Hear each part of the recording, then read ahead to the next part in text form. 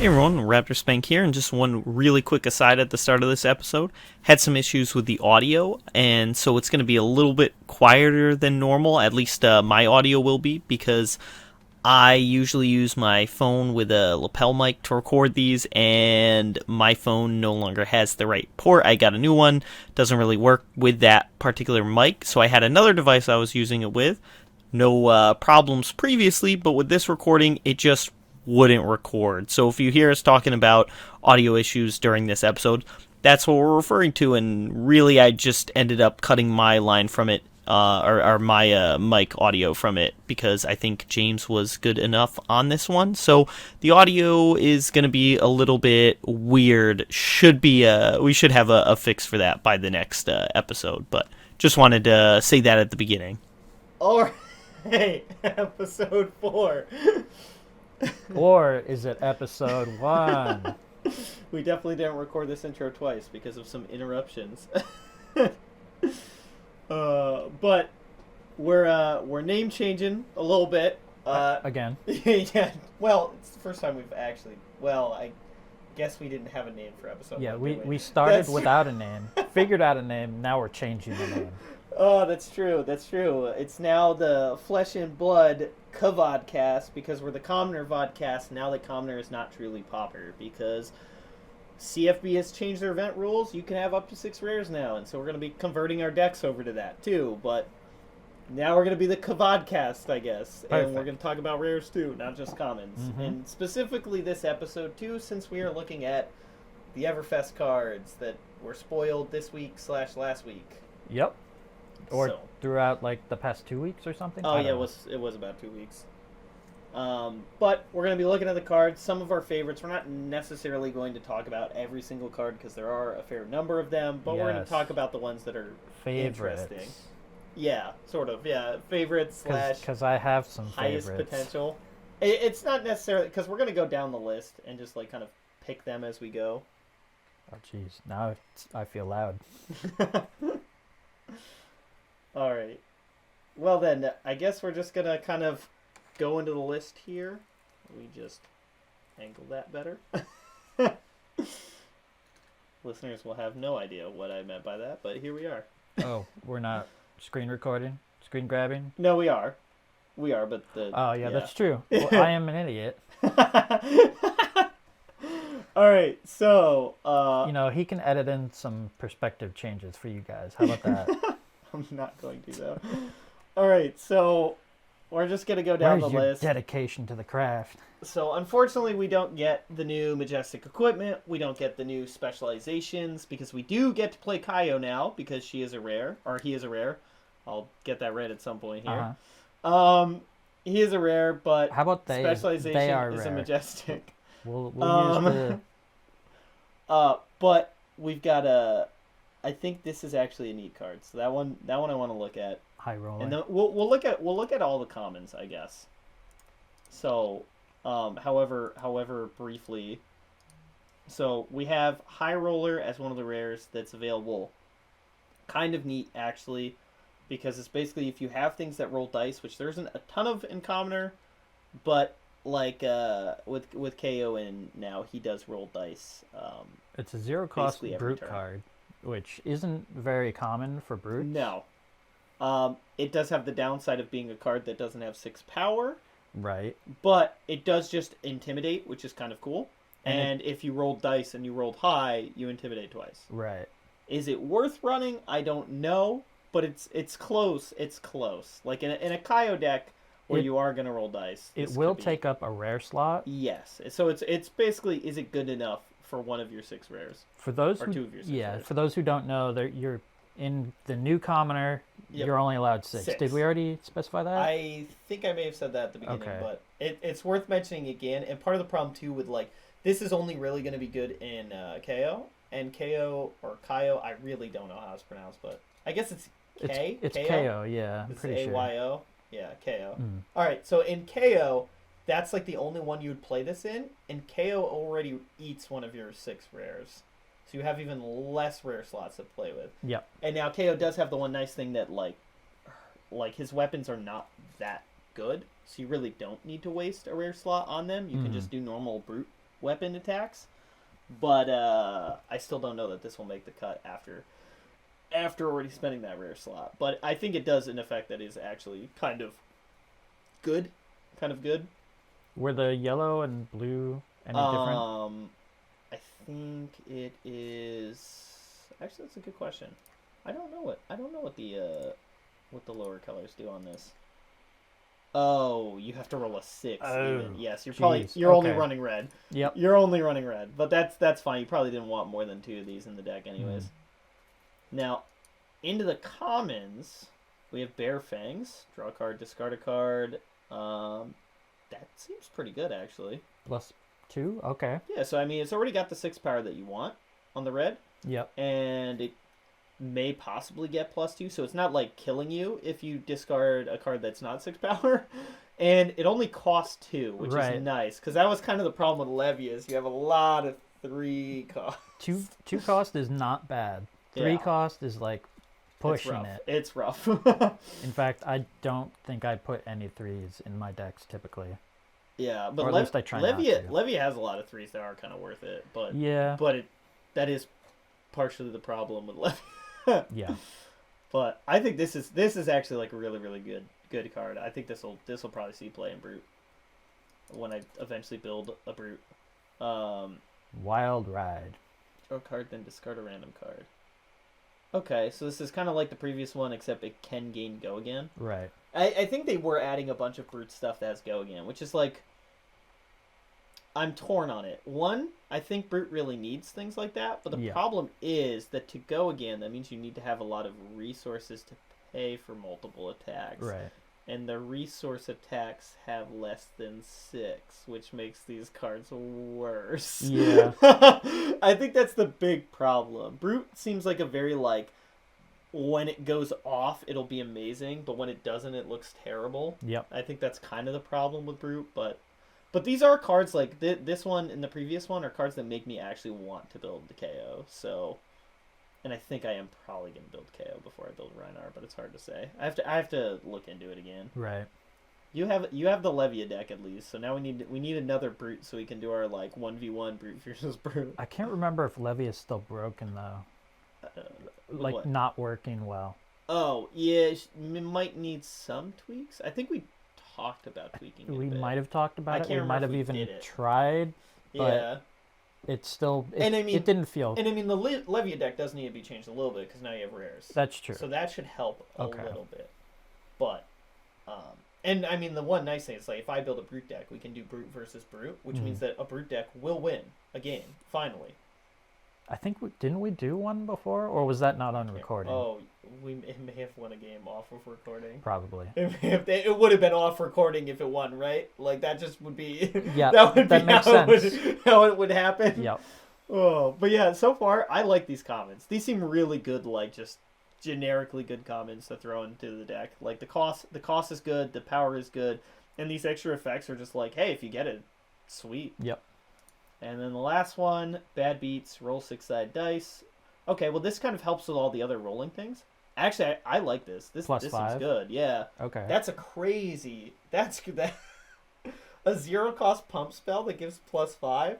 Like, this seems exactly like the kind of cards that you are willing to have taking up your like, non-6 power slots. Now, the question is, are the other colors changing the attack you gain or the number you roll? Oh, wait. You're right, though. If it is the attack you gain. No, it's the roll. It's the roll. Yeah. Just like the other one, yep.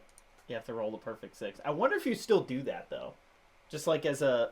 Because this gives you the good 3 resource pitch. Yeah. It still has a potential great upside, but you're almost never going to hit it. Or are you even going to use it? For like the 5 and 6, maybe. Yeah. But, I don't know. They're interesting. I think it's neat. I think there's a KO build that has a lot of dice rolling in it that you can do now, which is kind of cool because most of the dice rolling synergy I don't think was available in Commoner. So even when you went KO, you're just kind of like a Brute deck that has a random chance to half your attacks or double them. It would be interesting to make like a jank KO deck. Yeah. All right. Well then, yeah, that was all the Brute cards. Yep. So many. Oh, quite literally. Wow, they really only have the one rare and everything else is common. Not a lot coming out. So none of this stuff we get to use, including the new Guardian hero. So that's a little sad. Yeah, but who likes Equipment Guardians we can't anyways? use, none of this. And that brings us to also just one rare card, huh? So rare, common, common. Oh yeah. All right, and then Seismic Surge is the one that reduces cost. I saw this, and I actually think it's kind of neat. Okay. I kind of like this. So it's a huge attack, obviously, 10 power for 6 cost, which is not that bad. Right. But this heave mechanic's really cool because you can pay 3 and just put it from your hand into your arsenal. And you get You have to do it at your end phase, unfortunately. So like it does take your arsenal slot before you would arsenal. But if you do that, you get 3 Seismic Surge tokens, which means it's only going to cost 3 to attack with. Okay. 10 power, 3 attack. Pretty sweet, especially in Bravo, who has ways to give it dominate. Right. Mm-hmm. This becomes a good win condition for him. Although, again, it's rare, so it's going to eat up some of your rare slots. And I don't know. I'd have to look at Bravo's generic rares that he already has, if you can afford something like this. But Yes, you can do that. although, well, you do still need you need a Guardian deck, right? I have not made a Guardian deck whatsoever. And actually, you probably do run the blue one, not the red one, on reflection, because like 8 versus 10 power is not that big of a difference, and Guardians do just really play blues because their stuff is so expensive. I mean, I guess if I am gonna run a Guardian deck, it would probably be Bravo. I guess I should have grabbed the blues on these. Yeah. Yeah, you don't want to build an Old Him one too? Do the Earth Old Him? Or we just play Ice Old Him into Ice Old Him? Just super control. Alright, so then looking at the blues, did I? Oh yeah, so like the blue Thunderquake that we saw, but like Macho Grande. Macho Grande, I'm now less. This was one of the first ones they spoiled that was common. I am now lower on this card because I'm thinking like Thunderquake is just like a better win condition. Right. It costs 7. All it has is Dominate, and the highest threshold for damage is just 10. The funny thing is, like, it's basically the equivalent of a card that I do put in Old Him, but it costs 1 more, and I think that's really the difference maker. Yep. But I mean, I could see you using it as like a Bravo win condition because he doesn't have access to the Glacial one, Glacial Footsteps. Unless you're counting the unless the you do the Thundering Quake instead. Yep.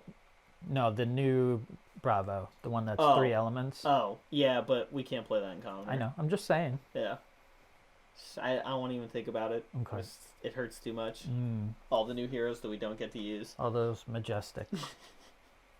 It's like they changed their rules and then they're like, oh, here's some stuff you can't use anyways. It's like LSS saw that CFB changed their rules and they're like, oh, I guess we gotta print these heroes at Majestic then. Yep. Get them out of the format. It's a shame. But yeah, so Macho Grande is just like maybe a decent finisher, but that 1 extra cost is brutal. Seismic Surge. Okay, it's just a 2 cost create a Seismic Surge token. Seismic Stir. Oh, yeah, true. I feel like this is not great. The red one's going to create 3. Yeah. But it's basically just you're cheapening next turn. I don't know that that's... I mean, like, I know that the Guardian, what it does is it creates an aura that's going to buff your attack next turn. Like, so a lot of its stuff is done off curve like this. Right. But, like, I don't know. It's kind of expensive for an effect like that you're just waiting next turn to use. I don't know. I'm not thrilled by it. It's probably not making my Old Him deck. But maybe that's wrong of me. Neither of us really play a ton of Guardian. That's kind of the problem with looking at the Guardian cards. So I have that one Old Him deck, but he has so many cards available to him that it's harder for generics to make the cut. This was just bad, I think. I think this is just bad. Like, it can stop arcane damage, it can stop Mark of Lightning, it can stop all this. 3? But 3, yeah, 3 is so brutal, and it expensive. Doesn't block normally. Well, so, like, you have to cast it. It's an you can't instant. Yeah, exactly. Yep. So that's, like, the problem, is, like, you have to pay the 3 to make this do anything, and it's only defensive. So it's kind of... I feel like a defense reaction's just better, even though this can stop arcane. If this was like classic constructed and we had sideboards where we could bring cards in, then maybe. Well, I think maybe in the side, it could still even be in the sideboard in case like you're going up against some arcane. But you can't sideboard cards into the deck with blitz. That's the only problem. Blitz, you can only sideboard equipment. Oh, okay. Yep. I didn't know that. That's why it's like if it was classic constructed and we could sideboard cards, then this might see play in Arcane. But that's, Okay. that's it. Tragic. If it was one less. Yeah, maybe. If it was one less, it would be more debatable. All right, and then Ninja. I know you want to talk about that one. Well, it's not as good as I thought it was initially. It's still, like, there's definitely... I don't know that's the most competitive version of Katsu you can build, but it's a fun version of Katsu you can build. So 100 Wins is a combo card that combos with itself. Yep. And for every time it combos with itself, it gets 1 more damage. So, like, if you have Per combat 6 chain. in the deck, and think a reasonable number to have... Like, a reasonable max number is, like, 5, right? Because you have one card in the arsenal. You arsenal 100 wins, and you have 4 other 0 costs that you use to get the other 100 wins. So that's your crazy turn. How much damage are we doing here? So we would be doing... At most, it would be what? Plus... Yeah, let's assume we do 2 red, 2 yellow, and a blue. So we get... Don't forget you can also search for... Oh, no. Well, that's what I'm saying. Yeah, you can pitch something to find it. Yeah. Because you pitch but then you wouldn't cost. have one in your hand. Well, no, because you pitch it to get one. Oh, wait. So Katsu only works once per turn, though, right? So you'd need to have like a handful of 100 wins and then one other 0 cost that you can turn into 100 wins. Right. So, I mean, at most, you'd have 4 in your hand or like 3 and you grab for 1 and then there's 1 in your arsenal. Yes. Yep. So then that's how you'd have 5 in a turn. So assuming that we get the crazy nuts and we have all of the best ones. So that would mean it would only be +4 at the end. Yes, that's correct. So then we do 6 damage plus 4 damage. That's 10 plus 1, 11. And then we get plus 1 plus 2. So, okay, 11 plus 1 for the first one getting a boost. So that's 12. Then plus 2 for the second one, which is the third one. Right. So plus 2 for the third one. So that gets you up to 14. Yep. And then plus 3 for the fourth one, which gets you up to 17. So, I mean... And then... That's kind of decent. 4 for the last one, so 21 damage? Yeah. Well, it gives you dash level damage output, but I think it's a little bit less consistent than dash because doing that. That's only if it combos with itself. Well, because you need to have 4 of them, because Katsu will only fetch it once. That's still, like, that's a really neat, janky Katsu deck you can build, though. Yeah. That is... I don't think it's the most competitive version of Katsu, but it's a fun version of Katsu you can go for. Does Katsu... It can actually do damage fairly decent. Like, think if you have even a blue plus a red, that's 5 damage. Does Katsu search for something and put it in your hand, or is it into he play? banishes it and you can play it this turn. That's so too bad. I was thinking like you just keep like pitching something until you build up the hand, but that's not the way it works. I think he's a once per turn effect too, so you can only pitch one thing. Well, yeah, I meant like over 4 turns. You mean each turn? Yeah. Oh, that's that would be funny. Just waste 4 turns just so you can build up this great hand. Yeah. Honestly, I don't. But that's not the way it works. Think he'd be that broken if it was that way, but probably someone's yelling in the comments that would be really broken. It would be broken, but that's not the way it works. Yeah. All right, so getting into the actual common stuff. Ride the Tailwind. If it hits the next attack action card or 2 or less base power you play, gains Go Again. Which is decent. It's decent, but like, from what I remember, both my Ira deck and your Katsu deck is like everything already has Go Again. Yep. It all well. Or it has conditional ways to gain Go. There are some things that don't. But this is also a conditional way to gain Go Again, right? Yep. Because this has to hit, and it has only 3 powers, so it's not super likely to hit. Also, it's not a combo card. I don't think.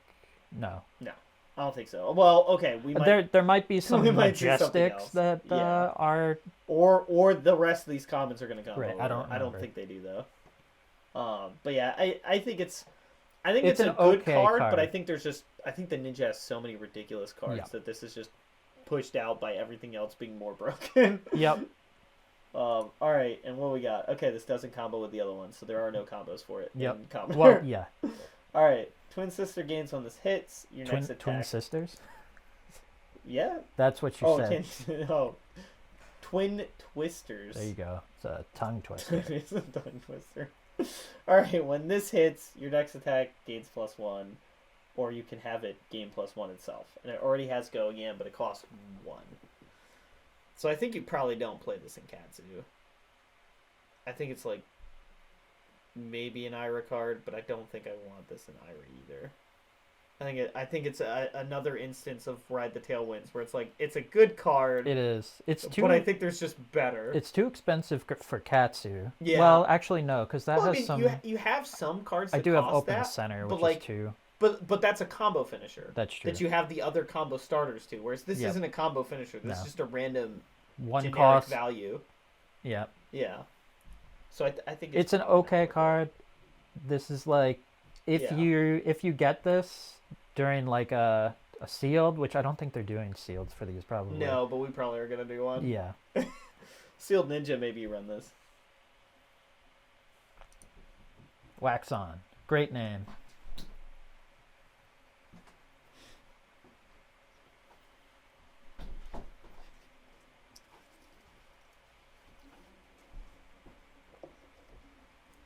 All right. So then the last card is Defense Reaction Wax On. I actually like this card somewhat, but I also don't know if it's worth it because Right. I don't think I have defense reactions in my Ninja deck. I don't have any on And mine I don't either. think I cut a card for this because like it's kind of cool because it's a 3 blocking 0 cost one, but like it And may it- still be better with It just can block Sink for below. 5. Yeah. It can block for 5. That's the nice thing is like it has the upside of being really good in the Ninja Mirror matchup. You know what? Maybe this goes in But- Benji deck. Because Maybe. we haven't built one, and I haven't even thought of it. I don't remember how Benji works, so maybe. I don't think so though. No? It's more like they can't block stuff from hand. Like it's good against Benji actually. Oh. Well, okay, you can't play defense reactions against Benji. I don't know. I think this is basically a card that it would be really good in the Ninja Mirror matchup, but I think it's so medium in the others that you Right. probably don't mainboard it, and since you can't sideboard it, It yeah. just doesn't go in. I would love to see them increase the sideboard by like 5 to 10 cards and let you sideboard cards in Yeah, for Blitz. that would be Especially nice. for Commoner. That'd be neat. But until then, I think this probably... this is the story of all of these Ninja comics. Yeah. But I think they're like They're just not good enough. just not good enough, unfortunately. They're They're so okay close, cards, though. though. It's so sad because like they're all actually like good cards. Right. They're just not good enough. Oh, and then here we go. Here's the one I'm excited about. Oh. Warrior. I don't Oh. remember if I've looked into all these. Oh, think these, I have. These are sweet. In the swing, not so much. It though with the rares being added into the format, in the swing is playable. It's just probably not good enough. Slice and dice. Slice and dice is neat. Because basically this is better than second swing, which is in my Dorinthia deck, because this can do the same thing second swing does of giving your second attack +3. And it does it for 0 rather than second swing, which does it for 1, that's kind of the problem is you never have the 1 to pay for second swing and also pay for your second attack. Right. So this is only good for sword and dagger. Yeah. However, so it's warriors not gonna be a only bulk. have swords. So I don't And don't it's a see warrior why card. they I have- think I think that means they're adding daggers soon. Okay. For warrior is gonna be what my guess That's is. an interesting Or if they don't have any plans to, they're just like, one day we might. Yeah. Who knows? But the one nice thing about this is that unlike second swing too, you can always use it even if you're getting only 1 attack in. It's just Maybe really they're gonna add a medium. generic dagger. I wish, but they haven't added anything yet. It's so annoying to me. I mean, that how they could add- that how they could have they add merchant- another one after all they have is the Yeah, Talishir? That's they have all is they need. Talishar, and they added another merchant hero, and they still didn't. They added merchant equipment, but they still didn't add a weapon. Yep. So you still have to use Talishar because they didn't add any new generic weapons. That's just rude. Well, I mean, that's not the only thing you can use for the merchant now. There is one other thing. What? For weapon? Yeah, it's an offhand. Oh, yeah, I guess. We might be getting to it. I guess. But you can't use it with Talishar. So no, then you're using you no can only weapon. use an offhand, no weapon. No weapon. Yep. But yeah, so Slice and Dice is a better second swing. The problem is it does eat a rare slot, and so it might not make the cut. No. Because there are other cards in rare that are really good, like Nature's Path Pilgrimage, letting you attack multiple times. But we'll talk about that later, I think. Yeah. Blade Runner is sick. For One cost. a Kasai deck, this would be really great in a Dorinthia deck too. Okay. Because I probably am putting Centauri Sabers in my sideboard now. Problem is they're in the sideboard, and this has to be main board. Oh, right. So I okay. think I can't run it in Dorinthia. Whereas Kasai, this is just all upside. Right. Mm-hmm. This is so good. It's a 1-cost attack reaction that gives +3 and go again. Yep. I mean, I guess. Oh, okay. So I guess I could put this in Dorinthia because it will give +3 no matter what. And it blocks for 3 as well. That's actually that's actually pretty good. Not a lot of them do. I feel like, if I remember correctly, but I guess I forgot about that. It gives go again to one-handed weapons, so it does still give +3. Okay, yeah, that's which means true. it might be playable. Maybe I trim You down could on like mainboard yellows. it. It would just be a little less. And then it's like if I sideboard in the Sabers, this gets even better. Yeah. But one thing, yeah, it might make the cut. It might make the cut because then I can trim down on like yellows for this. Yep. Which might be worth it. Because I can't remember if I have yellow out for blood, but if I do, this just does the same amount. So maybe. And then in Kasai, this is amazing. Yep. This is legitimately amazing because part of the problem Warrior has is most of its go again are actions, which means you have to play them and then attack. And if someone overblocks, you just wasted your go again card. Mm-hmm. Because with like Dorinthia, because like your Dawn Blade's now not going to get to swing again. So this is an attack reaction that gives go again. That's so big. As someone who's played a lot of Warrior, it's so big being able to decide after your opponent blocks whether you want to give this attack go again. Right. So this is actually crazy good. I'm very excited for the Warrior cards. They're so good. In the swing is the most medium because this requires you to be attacking 3 times. That's ridiculous. Yes. So this... Although it is an attack reaction. Yeah. So you can play it on your second attack. Oh, yes. That's true. I forgot. Okay. Yeah, no, never mind. It's not that bad. I forgot it's 2 or more. Yep. Not 2, more than 2. Okay, yeah, never mind. And the swing's actually pretty good because it is an attack reaction. It does give +3, which is kind of the power point you're looking for. And it only costs 0. Like the big thing here is I think you can start upgrading some of your weaker ones. You could stop playing so many yellows in Dorinthia and start running more reds and blues. And this is actually pretty good. And it gets, it's good if you can attack 3 times. I forgot about that. It's not bad at all. And it's a 0 cost. Yep. I love 0 cost attack reactions. They're so good.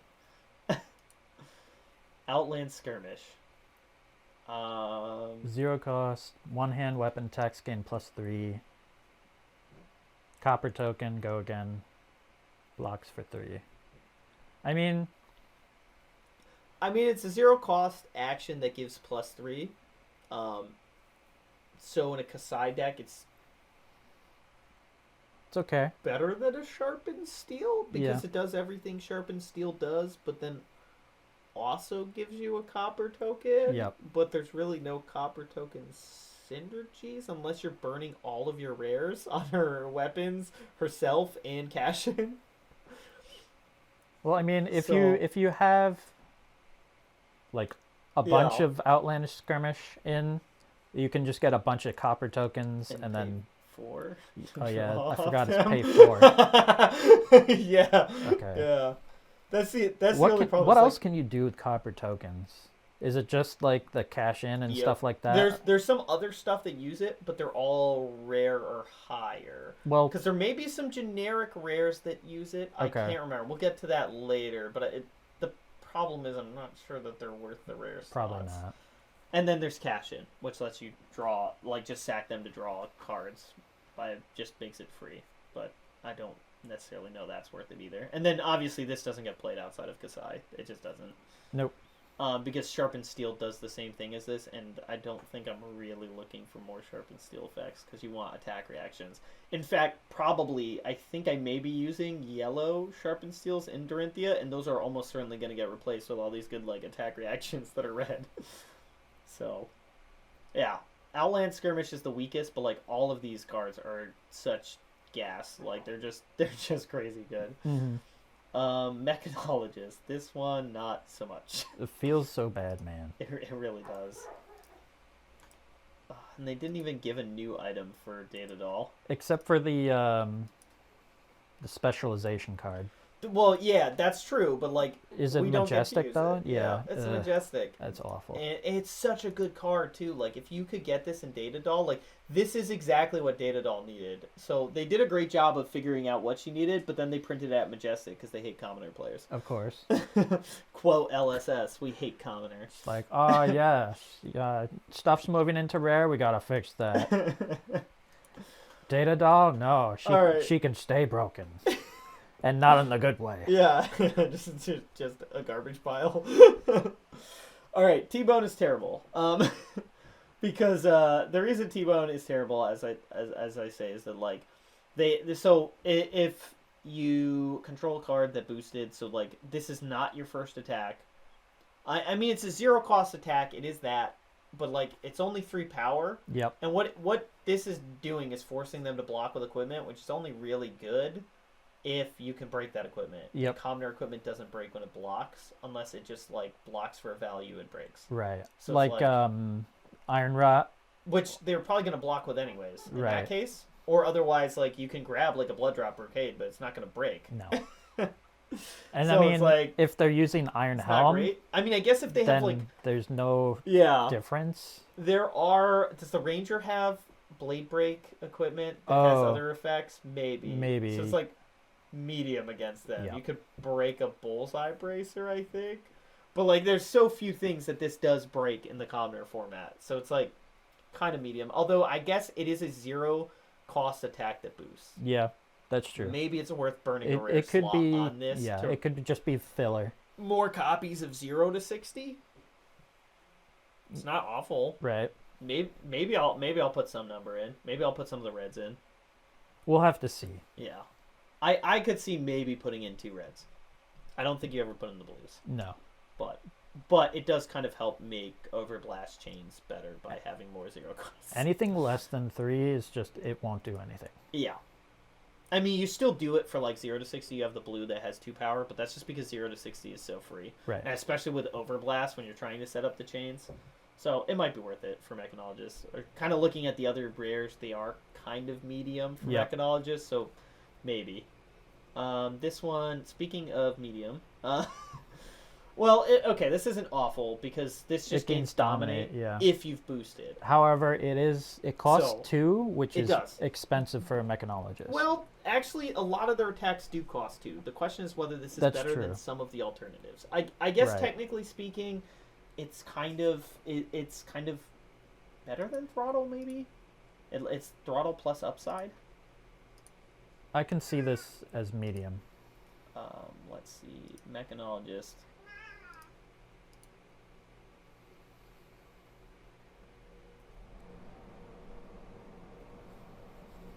Alright. Mechanologist Throttle. Okay, so it's Throttle with more text on it? I guess. Is that what it is? It's Throttle with boost. With Dominate. Oh, wait a minute. So it is better than Wait a minute. Throttle. It doesn't boost.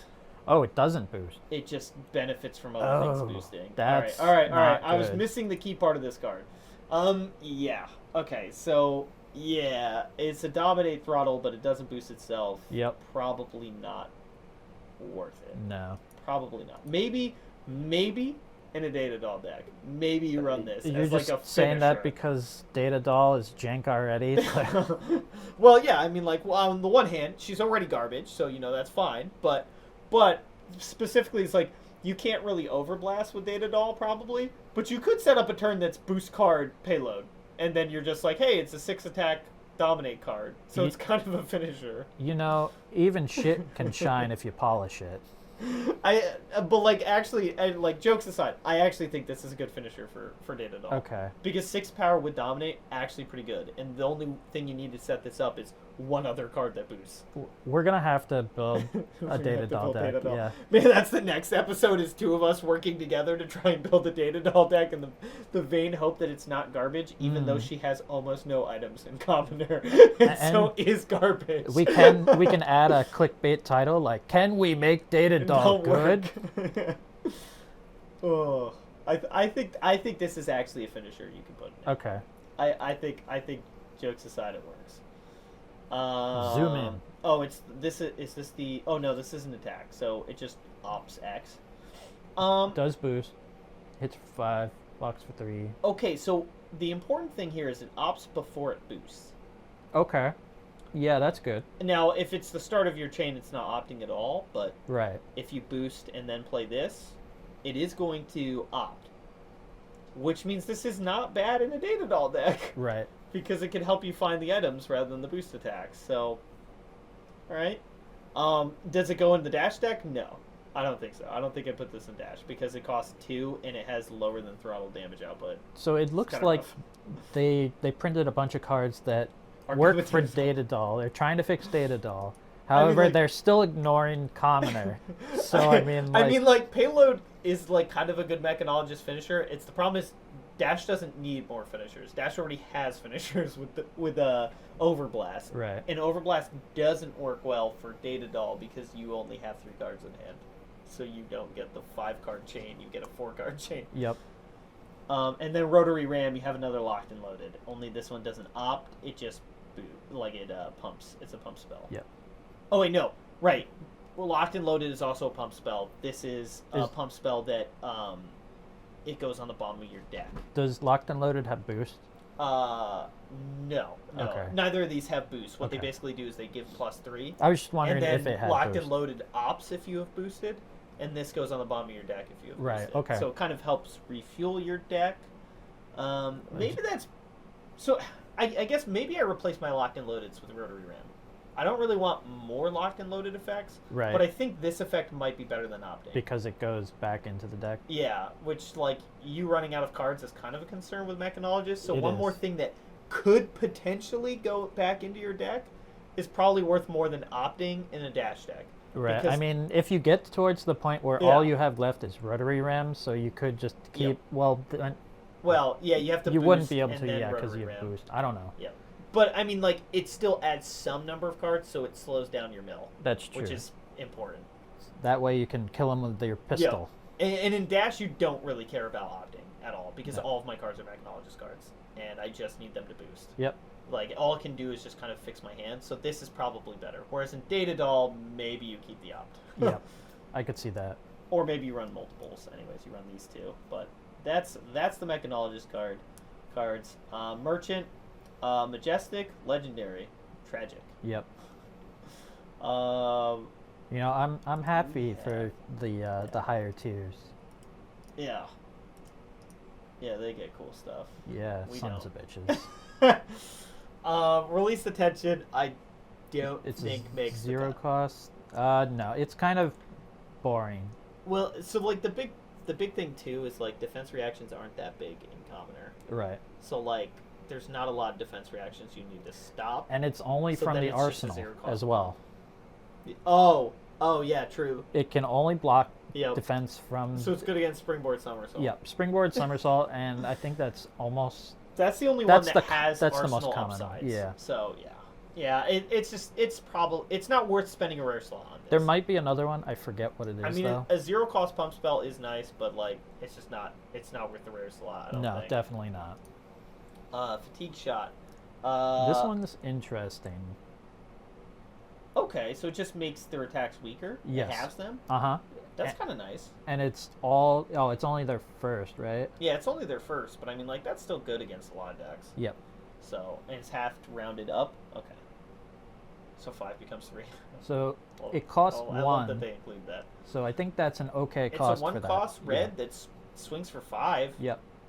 I could see it. I'd have to look at the Lexi deck again to see if we have slots available for this. I but don't like, remember. But like definitely Azalea probably wants one of these. Yep. Like probably maybe just the red, but even the yellow's not bad because the yellow still does more than a block.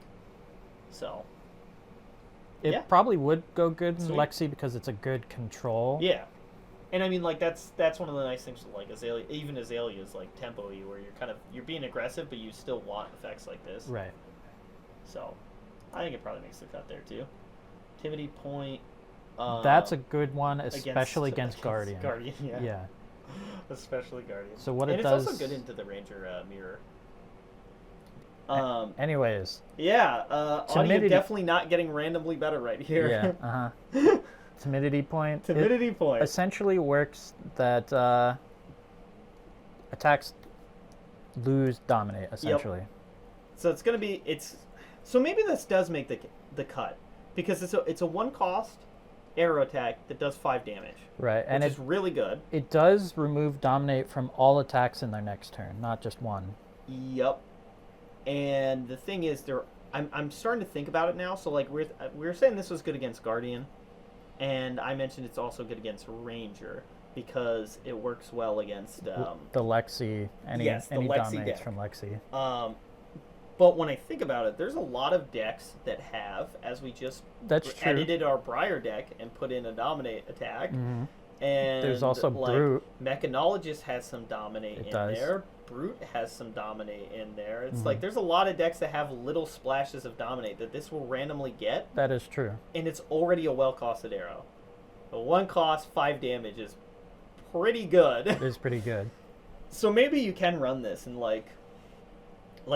you run 2 of the red and just like randomly it'll be really good, and otherwise it'll just be okay. I don't hate these. These have been pretty good so far. Okay, so yeah, remember when I was saying that the rare one is probably not worth the rare slot? Yeah. Well, here's something that does exactly the same thing. Yeah. At the common slot for the same cost, and it lets you up. That's cool for Azalea. That's actually really cool for Azalea. 0 cost pump spell. With an op. Seems good. Go again. There's no downsides other than the fact that it blocks for 2 and it only pumps for 3. Yeah, I mean it's like a foresight that costs 1 less and guarantees an opt. Yep. Yeah, I think this is just good.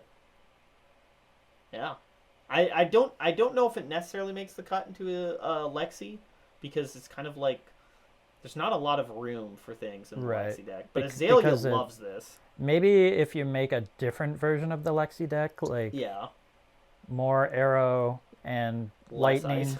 Yeah. Yeah. Yeah, if you do like a lightning aggro one. Mm-hmm. Yeah, I could see that working. But I think it probably makes the cut into Azalea though. Although there are like other really, really good stuff. Because there's like Bolt and Shot, which is like a 0-cost attack that can gain go again. That also reloads your bow. Yep. Like that's in the rare slot. So like that really opens things up for archers. Or rangers, I should say. Oh, and then the big class, the one that we build so many decks of. Mm-hmm. Runeblade. Yeah. Which, honestly, this is probably the most balanced Runeblade release I've ever seen. I guess so.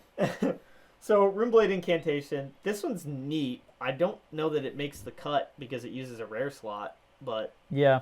It's a 1-cost, blocks for 2, instantly has go again. It is an aura. Yep. So that means it stays on the field. Yep. And you get verse counters that, what do they do? It's every turn you remove a verse counter and you make a rune chant. Okay. So basically means that the red one will last 3 turns and give you a rune chant every turn. But it's only 1 rune chant. I wonder though, as I'm looking at this and thinking about it, maybe the red makes the cut for Viserai. Okay. And just Viserai. Because he has so many things that play around rune chants. That's true. And you can stack this. To make them. You can have 2 out at one time, making 2 a turn. Also, it's an aura card, which I think a lot of these things play off the aura aspect. They might. I can't remember. Although, like, the only problem is Viserai doesn't have a ton of ways to make auras without using a bunch of rare slots. Right. But I don't know. It's basically, I don't know if I can spend 2 rare slots on this or not in the Viserai deck. That but I can see. It's probably the most likely to consider this because my Viserai deck runs all the Amplify the Arknights and Rune Flashes and stuff like that. Right. That this does actually help quite a bit. This is an okay card. It is. And the problem is it takes a rare slot, so I'm Yep. not sure okay makes the cut. Yeah. Drowning Dire. It's a 2 cost. Oh, this is the Aura one matters. Yes. Yep. 2 costs. If you've played an Aura or created an Aura this turn, it gains Dominate. And if it hits, you put a non-attack action card from your graveyard on the bottom of your deck. So it refuels your deck, Yep. possibly gains Dominate, and it's a decent attack at 5 power for 2. So the Dominate is Not kind awful. of it's very situational, especially considering it's only based on Aura. Yes. So you have to be running an Aura heavy deck or Is- something. Is Soul Shackle an Aura? I don't think so. It might be. If it is, that does make it a lot more tempting to throw Drowning Dire Oh, in. Rune Chant and Soul Shackle are both auras.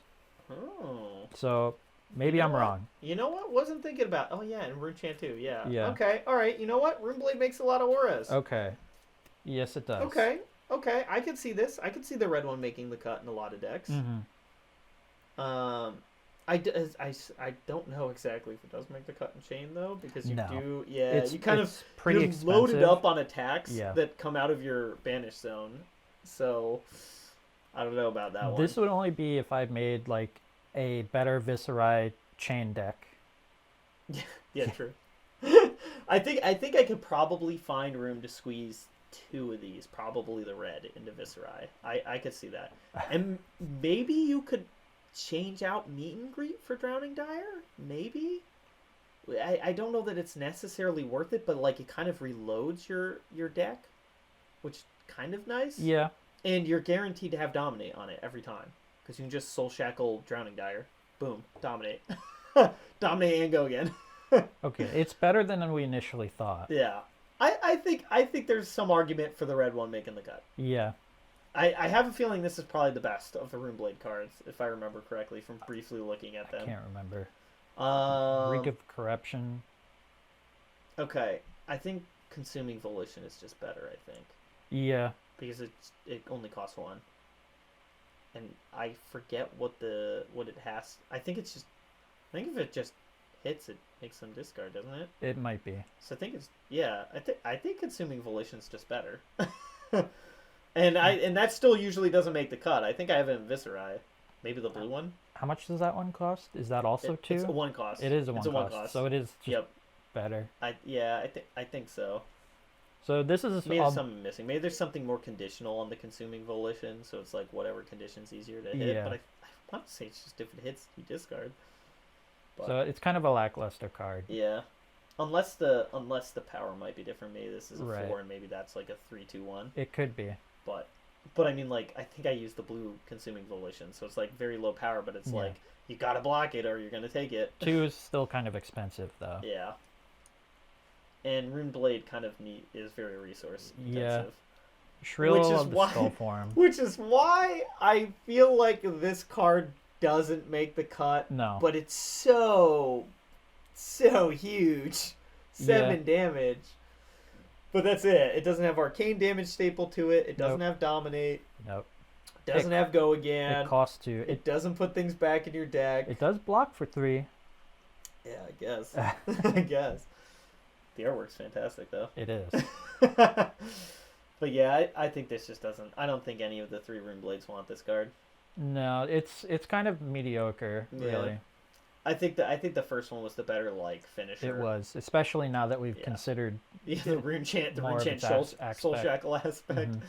I think that does make it kind of better than Meet and Greet. Even though Meet and Greet can create rune chants itself, I think it's just and can give itself go again. It's just that one's such a good finisher. And Meet and Greet's not really it's one of the easier attacks to drop. Meet and 'Cause Greet it's like- only costs 1 though. It does. Doesn't It it? only costs 1, Yeah. but it does 1 less damage than that other one does. It doesn't have dominate, and it can create a rune chant and gain go again. But is reloading your deck better? I don't know. So I think it won't go It in a just seems chain like that's deck, the but easiest one to it replace. might go into a Viscerai deck. Or am I Maybe. thinking of it? But I feel like it's even better in the chain deck because You think so? reloading your deck is kind of That important is when you true. keep Yeah. burning your deck. Should I I don't know. consider switching out meet and greet for that? Maybe it's something. Well, and that's why I'm mentioning meet and greet because meet and greet's your only attack that's like a flex slot in that deck, because everything else is blood debt, play from your banish zone attacks. And so this is one of those things where you can play something from the banish zone, you can play like Howl from Beyond, and then attack and reload the Howl from Beyond into your deck. But I don't know. Maybe it's not worth it at the cost. It'll be something we'll have to try. Yeah, we'll have see to what debate. happens. I literally just fixed the deck. All right, and then Wizard. Oh, I am excited for some of these. Although, like, a lot of them aren't even going to make the cut. But, like, actually, most of them aren't going to make the cut, probably. But a lot of them are very debatable to make the cut, which is why I'm excited by it. Emeritus Scolding. This is a rare. That is the biggest downside, is that it costs a rare. And you know what? Maybe I shouldn't bring up the red one, because, like, I think if you're burning a slot on it, you're doing it for blue. Because it's just... This is one of the best blue attacks, because it can do 4 arcane damage. Yep. For only 2. So, and you can pitch it for 3. It's so close. I think it probably doesn't make the cut, because I think Kano wants to use those rare slots on some other higher impact cards. Right. But it's so close. Yeah, it's a 2-cost. Deal is 4, but it's arcane damage. And the problem is, if you're playing it on your own turn, it's still only going to do 2, and that's kind of rough. Right, So it's like, and this it is really just playing it off the top of your deck. It's an action, not an instant. Yes. Yep. Although what? Well, that's the thing. Kano plays things Right, off the okay. top, so Yeah. that's how you can do this one. Okay, It's actually alright. good in Kano, Yeah. but like I don't know that you can spend the slot on it. Pry. Same goes for Pry. Pry is 0 cost. It brings control it brings control more to Flesh and Blood. For Magic the Gathering players, it's a Vendilion click. You look at their hand, and then you only look at 3 cards in their hand, and then or if you do play it on their turn, you reveal the full hand. And then you choose a card revealed that way, and they put it on the bottom of their deck, and then draw a new card. So you are cycling them. Maybe they get something even better. Maybe they get something worse. Which is why it kind of doesn't make the cut. And the fact that it doesn't have Go again. Yep. That's what's like, it's just not worth it. It's just not worth it. No. Not in my opinion anyways, but it is a neat card. I'm going to assume you only reveal 1 card if it's blue. That would be my guess. Reveals a card from their hand. Oh, and you boy. can choose whether to cycle it. So you'd only run the red, and it's just not worth it at that point. No. It's interesting, but yeah. Yeah. And then this card's bad. Yep. This is bad. It would be great for the mirror match, but we can't sideboard in, so it's not going to be good in that. And even then, I think it's probably not worth it. You just bring in the Arcane Barrier equipment and call it a day. Yep. This is just bad, and it doesn't have Go again. Again, it doesn't have Go again. Doesn't have Go again. Only blocks for 2. Yep. It's only good in a mirror bad. match. This though, Timekeepers. you asked me about this before we did the recording, yeah. about whether it makes the cut, and it's so on the fence. But we have a lot of 3-cost things, or like we're built around 3-cost in the deck. Yep. That like Timekeeper's Whim could make the cut, and if you play it on your opponent's turn, sweet, it goes into the bottom of the deck. Yeah, it costs 3 to deal 5 arcane, which is the big thing is most of our decent. attacks cost 2. Yeah. And so we have a lot of blues because Kano costs 3 to do the top card. Mm-hmm. So we have a lot of blues, so it would seem like the 2-cost attacks are wasting resources, but the thing is, it's often 1 to pump it, and then 2 to attack with it. Yep. Because we usually use the one off like Crucible or something like that. So it's very medium. This does a ton of damage though. That's the big upside. 5 damage is a lot. But probably doesn't make the cut. Maybe the blue. Because the blue is going to do 3 damage, which is a lot for a blue. So maybe the blue makes the cut. Yep. It does cycle back on their turn though, which is Yes, if you play it off Kano or something else, but it's pretty much just Kano. Yep. Illusionist. I'm excited about Illusionist. I have not paid any attention to Illusionist, so these are going to be all new to me. Yeah. I am very excited for a very specific Illusionist card that is extremely awesome. I'm very happy about it. Alright. Ton of cards. Haze Bending. So, bunch of rare auras. Prism was not an aura deck in Commoner because none of the auras were common. Now that you have rares, you can go more of an aura aspect. Okay. Because all of the auras are in rare. I think there may be a common aura that they added with this, but I can't remember for sure. So Spectra means that they can be attacked, and if you do, they destroy themselves like a Phantasm attack would.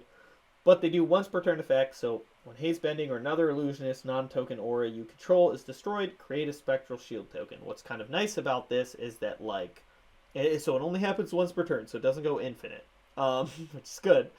But if you have a shield token, it kills itself to prevent 1 damage, and then you get a new one. Okay. So it just replaces itself, which is kind of cool. So that's really nice. But is it worth it? There's not a lot of auras you could play. It is a rare slot. Yes. It only blocks for 2, but it's a 0 cost. It is. It is. Okay. It doesn't have go again though. It does not. So that's your turn. You played Haze Bending. Yeah. Or you play it at the end of your turn. Or you time skippers Haze Bending and hope you have enough resources left to play things. Uh-huh. I mean, I do run time skippers in Prism. Like, it is actually doable, but it just seems a little too medium for a rare slot. But okay, I actually didn't look at this one. That's not bad. Especially because this pitches for 3. Okay. And a lot of the problems her auras have is that they were yellow strips, which was good if you're playing non-commoner because there's a weapon you can have that makes it good to have yellow pitches. None of that is playable in commoner, so you don't care about the strips, so you can run the blues. Right. So this gets rid of Phantasm, right? And that's for your the first one... attack. Yeah. That's the one that makes them blow themselves up. Yeah. Okay. So that's a good thing. Yes. So this, I think, may actually be worth burning 2 rare slots on. Okay. This is good. This is good. Problem being, again, though, it doesn't have go again itself, so you have to waste a turn on doing this. And your opponent can kill it. That's my biggest concern with these, is that you can go turn, play Passing Mirage, then your opponent blows it up. Now, the one good thing, though, is that Spectra does have a big downside, is that if you attack it, it ends the chain, and the attack does not resolve. So go again does not resolve. Okay. So it can end your opponent's turn. But it's still, like, it's rough, but I think it does still make the cut in the end. Okay. It's like because that once per turn effect is big enough that, like, your opponent may waste their attack killing this. Yeah. And if they don't, you are gonna get benefit out of it into certain matchups. It's a good thing, like, because Chain is never going to be able to break Phantasm. Yeah.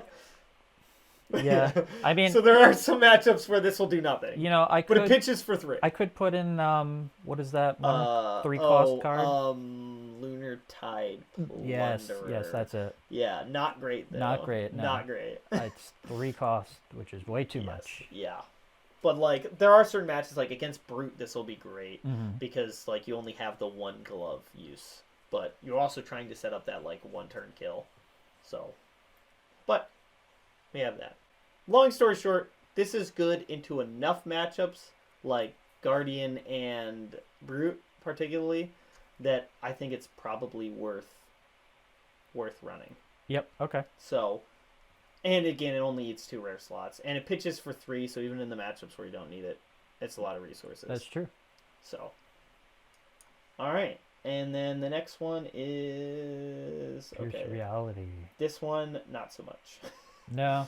There are better pump spells available that don't end your turn. So I think that's just better than this. Like, this is only going to be good if you're, like, super aura focused and you're going to have a bunch of aura things. Right. Because, again, no go again. This is your entire turn, and they can kill it. Yeah. So... essentially, it's just another target on the field. Yeah.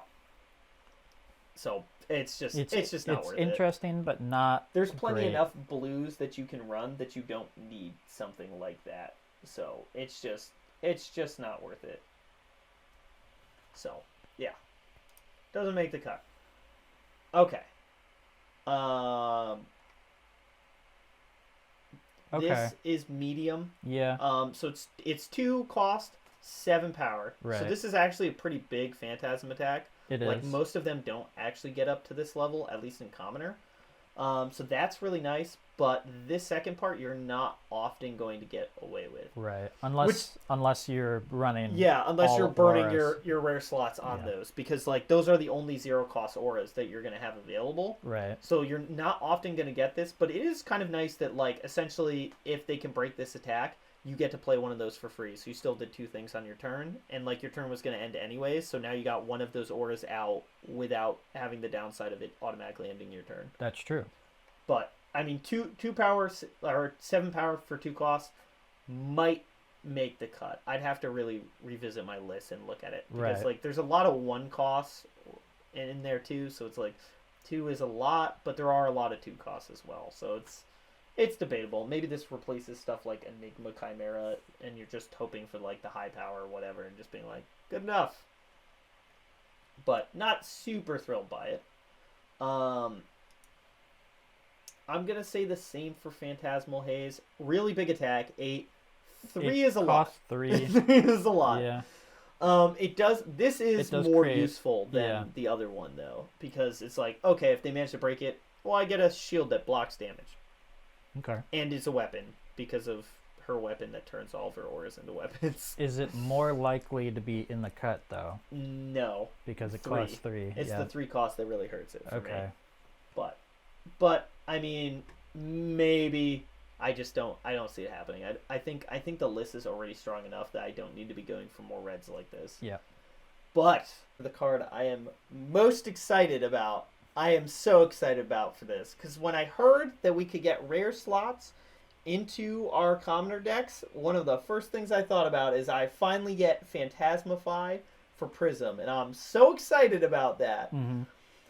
But then they just printed a common Phantasmify that honestly is kind of better, Okay. because it just gives 1 less point. It costs the same amount as Phantasmify, Okay. and it pumps +4, whereas Phantasmify is +5 at Right. the red.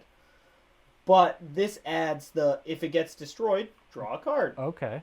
So which Phantasmify doesn't give. it's slightly less attack, but you get the draw you get card. you get a effect. benefit if they break it. Right. And yeah, it's just really, really good. That's pretty I decent. am so excited to put this in the deck. It How much? 100% makes the cut. How much does Phantasmify block for? I think it's the same thing even. It blocks for 2. Okay. So yeah, it's just Decent. as good to better. Okay. So I'm excited for this. I have to look at how many pump spells I'm supposed to have, because right now I have Warmongers. I think. Oh wait, no, I don't have Warmongers. I have Come to Fight, because Okay. Warmongers messes with the on-hit effects. Right.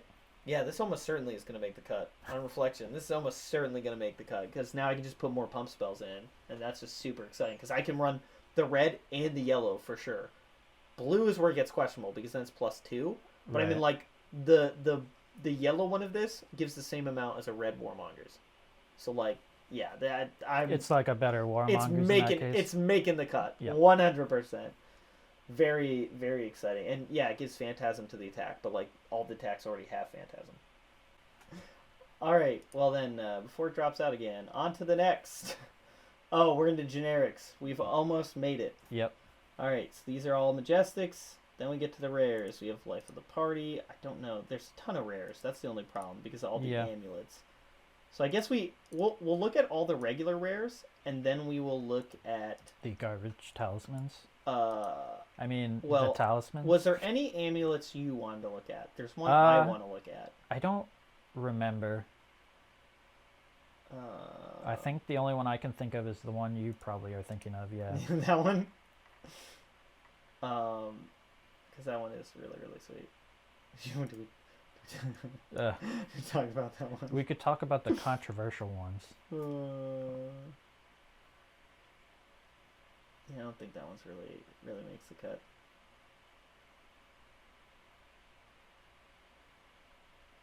Okay. Alright. So, Life of the Party.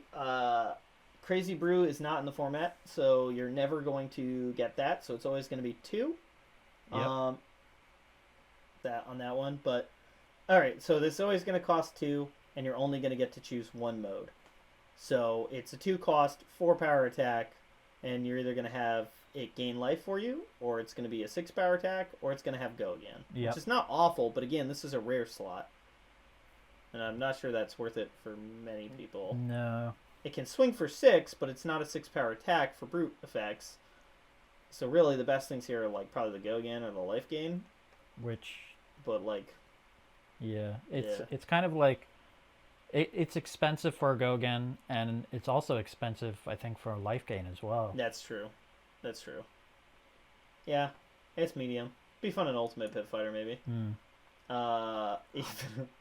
High Striker, 0 cost. So many copper tokens, but again, there's no copper token synergies in commoners. Not really. So it's not doing anything. Yep, 0 cost. Create coppers, go again. Yep. It takes up a rare slot, and it barely does anything. Yeah, it's just not worth it. Not really. All right, we're gonna persevere through this. See how it goes. Pick a card, look at target opponent's hand, then name a card, choose a random card from their hand, and reveal it. If it's the named card, create a silver token. Repeat this process thrice. That is really funny. That is definitely like the penultimate like jank silly card, but I don't think it's good. And again, there's no silver synergies. Right. It's just slightly better than copper because it's 3 to draw a card. Yep. Which is kind of nice, but that's about it. Not taking a rare slot. It's not worth the rare slot. No, I could see. At least for now, there's got to be more there's synergies no great that come synergy. out. Maybe a merchant deck can use this at some point. All right, Smashing Good Time. The next time an attack action card hits a hero this turn, you may destroy an item they control with cost 2 or less. Smashing Good Time is played from Arsenal. The next attack action card you play this turn gets +3, which 0 cost generic action that gives +3. Not bad. But you have to get into the Arsenal to do that. Yeah. And then it just randomly hates on Data Doll players. However, it is a rare card. Yes, Again, so it's really not. It's not really. worth the slot. It's kind of just meh. And why? Yeah. It's like if you're playing against someone who has this, you're just like, why do you have that? Yeah, why do you have this? Why is this a card that made your cut? Or you're a Data Doll deck that's just like, how could this have happened? Your friend really loves Data Doll, and you're playing Ultimate Pit Fighter. Yeah. And you are just you hate this friend. This is a very meta card. Yeah, it's not good. It's not good. Not for a rare slot. Oh wait, no, never mind. Even bigger than that. You can only play it if you've dealt damage this turn. Opt 3, then reveal the top card of your deck. If it had greater damage than the amount you've dealt this turn, create a quicken token and draw a card. Okay. Big problem, this is an instant. Yeah. And no deck likes instants. It's true. Well, because they don't block. It doesn't affect the chain. It doesn't affect the chain, that's true, but it doesn't do any of those non-attack action synergies for Runeblade. Right. It's not going to make the cut ever. It's a rare card. Again. Maybe in Data Doll where you really need that opt-in. I mean, I guess. You don't though. You don't because you're still a full Mechanologist deck in Data Doll. Right, and there's a lot of rares that you actually need for Data Doll. That's true. So just like taking away those rares. Even bigger than that. Even worse than that. Yeah. How big of a problem was it? Even bigger than that. Okay, now this is actually probably the real rare that's worth talking about. Okay, yeah. Talisman of Recompense. So, here's the thing. Rare cards are available in Commoner now. And as a Cano player, that makes me think of Energy Potion, because there's never enough resources in Cano, and Energy Potion is a great way to give you resources. Big problem with Energy Potion is that while it pitches for 3, it doesn't have go again. So the turn you play it, that's your turn. And Cano's one of the few heroes that benefits the most from that, because you can play on your opponent's turn. Yep. This, on the other hand, does a very similar effect. Because if you can pitch a red card, it's going to give you 3 resources instead of 1. which means it effectively gave you net 2, which is the same as Energy Potion. Yep. And it didn't eat up your turn to do it, which is really, really sweet. So I am going to have to mess with this card and see if it's playable in Kano. I agree. I think there is some debate to using it. And it's not necessarily awful in any real deck, to be honest, except for the fact it doesn't block. But it is technically a non-attack action that has Go Again that costs 0. Yep. So, like, Runeblade could, in theory, run this, and you just pitch a red attack and gain a bunch more resources off it. Right. Maybe... It's not awful. Maybe not Briar.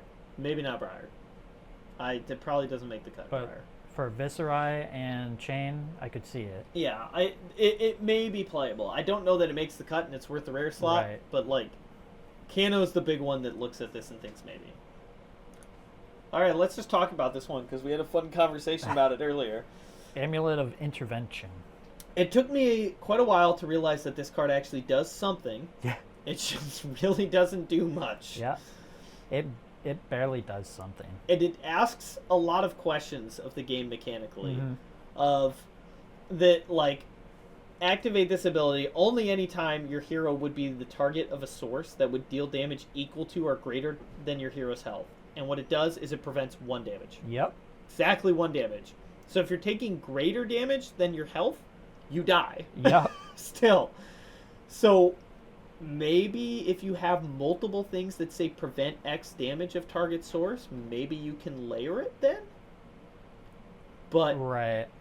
But it's not. It like, still only blocks 1 damage. Yes. Which means the only time it would be applicable is like if you're at Arcane? 1 health. Yeah, and like if you're taking arcane damage that you can't block through other means, I guess. It's very situational. Yep. I mean, the one good thing for it is it pitches for 3. It pitches for 3. It That's costs about it. 0. It has go again. again. It is instant. Yep. But it's just. It's very situational. It's It doesn't play well with you have to mechanologist take exact data doll. damage for this to do anything. Yep. It's just Nope. No. You're not burning a rare slot on that. 100%. Card is terrible. I mean, maybe there's a way to make it better with like combos, but it's you'd have to build a jank deck around this to make it good. And it's never going to be good. No. It's never going to be good. It's going to be okay at best. It's going to be okay, and surprisingly, it's probably not the worst of the amulets and that is actually probably true. Yeah. But Yep. I suppose Amulet of Oblation is worth at least getting a shout out here too. It's not awful. This one's not terrible. It's just you can instant crack it, target attack action card gains if it would go into the graveyard, put it on the bottom of its deck. Right, okay. This is good in like a chain deck. But it's only after something has already gone into the graveyard. Yes. Which is what makes it weird. And I mean, like, it's a 0 cost non-attack action, so it hits your non-attack action synergy. Yep. And then it lets you put something back into the graveyard. But the problem is I don't think he has the rare slots to spend on it, and he's basically the only one that would use this. Maybe Viscerai. This does come into play, like, if you block with multiple cards, when those go to the graveyard, do they go at the same time, or do they go in order? Could you, like, push it in at a certain order? Oh, right, because something has to enter the graveyard before you can do this. Right. Yeah, no, I think that happens simultaneously. Ooh. I did forget about the fact you could use this one blocking. That's true. What's the point of this being an instant then, though? Yeah, it's not great. If it was like once per turn effect, if something's going to go into the graveyard, you can have it go into the bottom of your library, it'd be better. Right. This is just like all of the ninja cards. It's so close, but at a rare slot, it's not worth it. I feel like the amulets are essentially like the freebies that they essentially thought up all these weird things that are like, okay, sure, we're just gonna toss this in here as a thing. And hope for the best. Yep.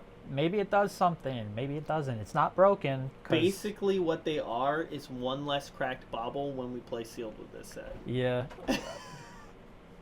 They might even be worse than baubles, though. No, they're better than baubles. They pitch for so? more. I Baubles guess. don't block. That's true. They do You can pitch. play them. You can get them out of your hand. Whereas if you have a handful of baubles and nothing to spend them on, you literally are not doing anything for the rest of the game. Okay. Because you can't block with them. So they're better than baubles, but barely. But they do take up actions. Yeah, well, but they have go again. Some of them. Some of them don't. Yeah, some of them don't. Oh wait. No. Wait. Actually, I don't know. Does that have go again? Oh yeah, this doesn't. Oh god. Yeah, some of them are better. Right, some of them are actually worse than baubles. Well, no, they're still. This is still just as good as a bauble. Yeah, I guess if it pitches for 3, it's for still 3 instead of pitching for 2. Yeah. And you can always play it if you have nothing else. It's a slightly better bauble. Yeah. Hooray! Yeah. But yeah, that is Everfest. Wait, do they have baubles in this set? Because maybe these are the baubles of the set. Bauble is not listed on the token. These are the baubles. Well, but those aren't tokens, so they actually they're baubles. They take up a card slot. Oh wait, I guess the tokens take up a card slot too, don't they? Yes. With this set, I forgot about that. But hey, we can get foil silver now. Ooh. No gold though. True, not yet. I want a. One day. I want a cold foil gold. I don't think they come in cold foil. Probably. I know. I'm just that would saying. be funny though if they did. That would be fantastic. All right. Well, I guess that was episode 4 of this very scuffed, potentially audio Vodcast. Maybe it will never see the light of day. Or if the audio sounds totally fine and you're wondering what this is, that means I probably painstakingly went through and dubbed my voice over it a second time. If you're hearing like 4.1, this is episode 4.1. That means that something went wrong, terribly wrong. But if you nonetheless enjoyed this vodcast, leave a like, comment below. Tell us what you think are actually the low-key best cards for Commoner in this set. If you think we definitely undervalued some of these, because maybe we're missing some really weird fringe combo situations that make these cards actually way better than we thought. And maybe we're also saying that this card is amazing and it's actually very bad. Yep. We'd love to see jank combos, too. Yeah. Oh, yeah, absolutely. I want to see the dice roll deck. I want to see the KO dice roll deck. I'm probably going to build the KO dice roll deck. It's not going to be good, but I'm going to have fun. I'm going to build a jank data doll deck. Yeah. Because there's no other way to do it. There's no such thing as a non-jank data doll deck. I can't believe that items have to be mechanologists. That's so wrong. Yep. Oh, they really did her dirty. They really did. But yeah. Are we sure that it's only mechanologist? Yep. Okay. Yep, it says it. Awful. And on that beautiful note, we will end this episode. Yep. Bye.